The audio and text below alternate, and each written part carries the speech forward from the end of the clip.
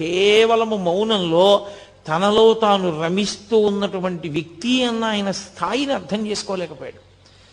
అర్థం చేసుకోలేక ఎంత దుర్మార్గమైన స్థితికి వెళ్ళిపోయాడంటే, మహాత్ముల జీవితాలు పువ్వులు పరిచినటువంటి పక్కలు కావు. ఎన్ని కష్టాలు పడ్డారో. రమణులు అరుణాచలంలో తపస్సు చేసుకుంటుంటే ఆయన వెనక్కి వచ్చి ఒక వ్యక్తి మలమూత్ర విసర్జన చేసి వెళ్ళిపోయాడు. ఏం చేస్తాడో చూద్దామని. అతను విసర్జించిన మూత్రం ఆయన పిరుదుల కింద నుంచి కారిపోయింది. అయినా ఆయన ఎప్పుడు ఎవ్వరిని ఏమీ అనలేదు. అదొక అజ్ఞాన స్థితి అంతే. అమ్మ బిడ్డల వంక ఎలా చూస్తుందో వాడి తెలియని పని చేస్తే ఆయన అంతే అలాగే చూసేవారు. ఆయనలోంచి కోపం కానీ ప్రతీకార భావన కానీ పెళ్ళుబికేవి కావు. అతను సాక్షాత్ రమణులు ఉన్నటువంటి అంత పవిత్రమైన విరూపాక్ష గుహలో ఒక రాత్రి మూత్ర విసర్జన చేశాడు. చేస్తే పళనిస్వామి